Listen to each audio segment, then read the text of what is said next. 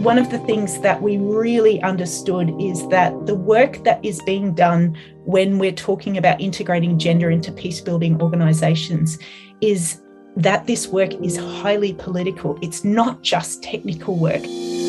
Geneva Peace-Cast, a series on solutions from Geneva Peace Week, produced by Interpeace and Fondation Hirondelle. Hello, my name is Arnoldo Galvez, and today we're going to be speaking with Sophia Close and Rosa Emilia Salamanca about how to integrate gender into peace building. Sophia Close leads on conciliation resources, research, and policy engagement on gender and peace building. She also supports conciliation resources staff and partner organizations to integrate gender across all aspects of their peace building work, including within the organization itself. Rosa Emilia Salamanca is Executive Director of Corporación de Investigación y Acción Social y Económica, CIASE, in Colombia, a member of the Women, Peace and Security Collective for Reflection and Action, which calls for a transformation towards a more peaceful Colombian society. Rosa Emilia also participates in Coalición 1325, which advocates for a Colombian national action plan on women, peace, and security. Rosa Emilia, my first question would be, are we witnessing a pushback against gender equality? Is there a risk of losing what has been gained over the last 2 decades? Well, thank you so much for the question. I really don't think so. I think we have cycles. And in this, I think we have made a lot of progress in this last cycle, but not yet. We don't have yet arrived where we want to go.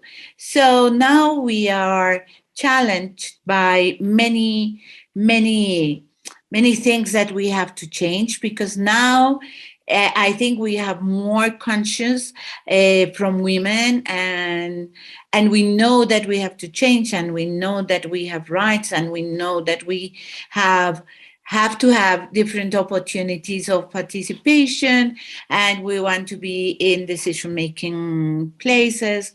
So I think that now we want more. And when we want more, and we want equality, and we want to have the same opportunities as other people, then the other people will get very afraid. And they will see that the places of power will be like in danger. So when people are feeling in danger and they feel that things are really changing, then they begin to find a way to push back and to establish new relations where they will stay in the places where they have been and where they have had privileges. So I think that now we have to find new strategies. Now we are at the door of new questions and new ways and new possibilities of going onwards in this very hard cultural, political, economical transformation. There is a common agreement among peace-building organizations that social exclusion is one of the main sources of conflict and violence. Therefore, addressing gender-based exclusion and inequalities has been at the center of peace-building programs for many years. However, according to a recent practitioner peer learning initiative convened by CMI, Marti Attisari Peace Foundation, and Conciliation Resources, little focus has been paid to how gender should be integrated into these organizations' governance and internal practices. Sophia, how could we explain this gap? I think what we're seeing is that this gap has manifested over a long period of time. You know, what we were seeing is that it's been, 21 years since United Nations Security Council Resolution 1325 was passed.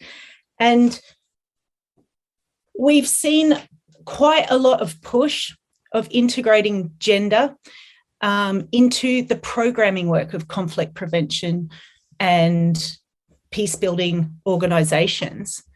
But we're seeing that there's, substantial efforts into these areas, but we're not actually seeing the impacts that we are looking for.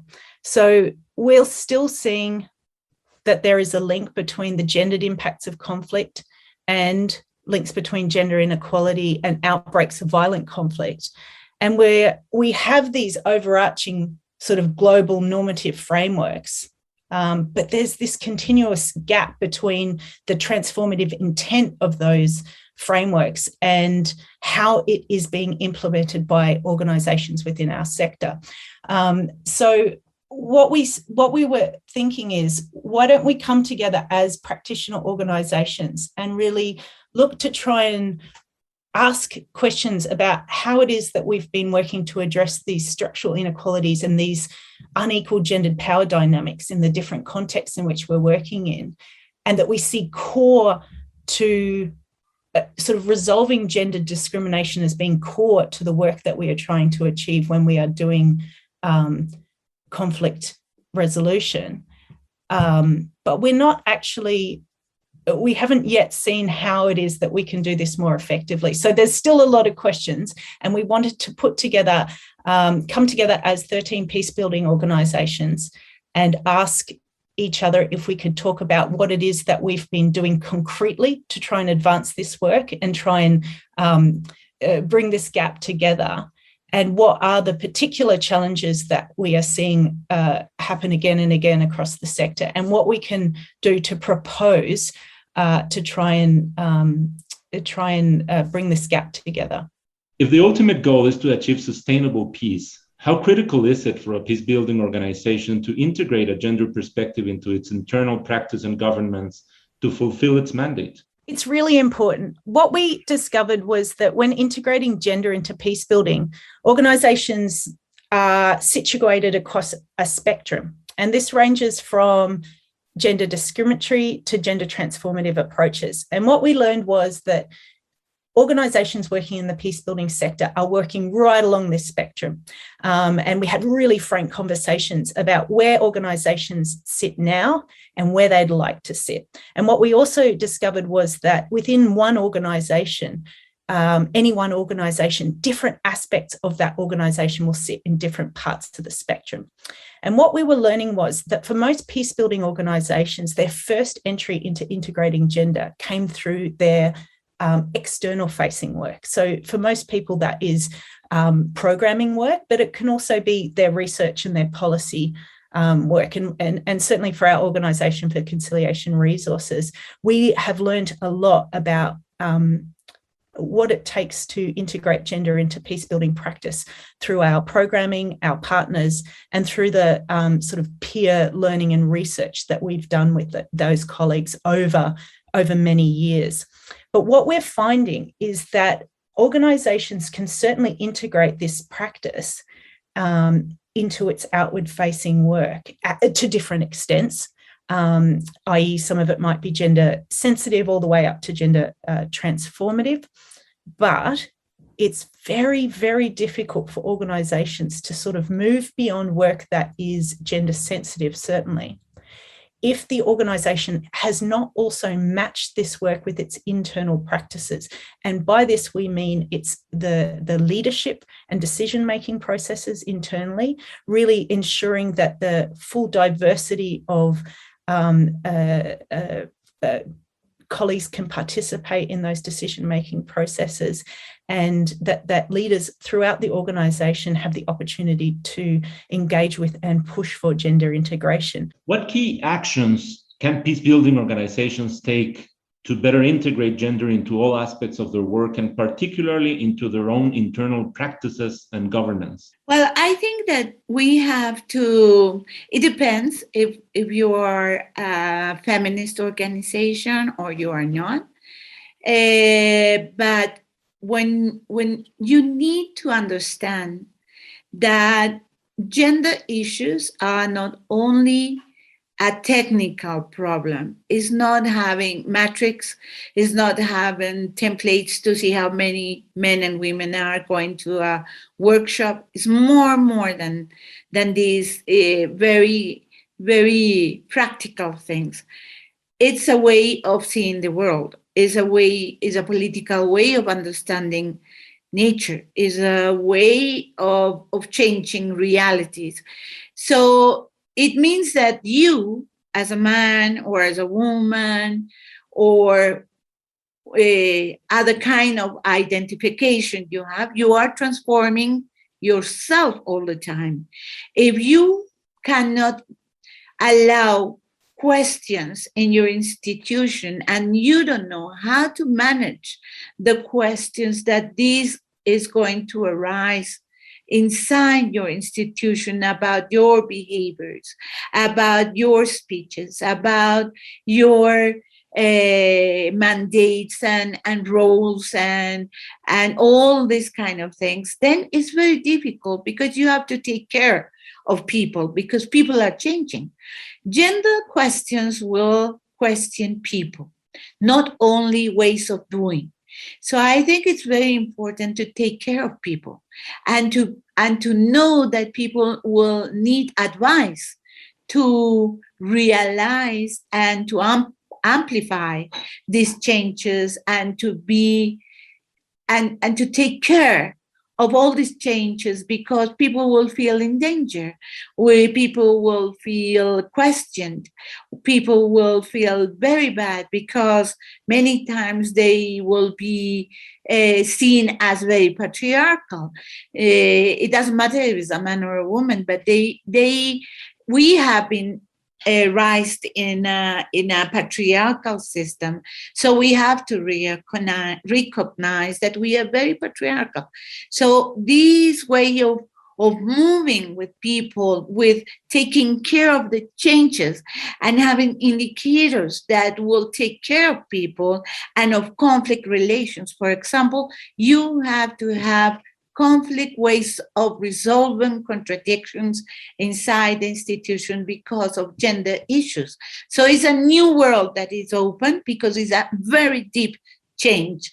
Rosa Emilia, could you please share with us an inspiring and empowering story on how a peace-building organization has successfully incorporated a gender transformative approach into its internal practice? I think that many times when there is a case, because we are a women's and men's institution, there was a case where a man was accused by a feminist woman that he has been like very rude with her because he has a very patriarchal way of behavior.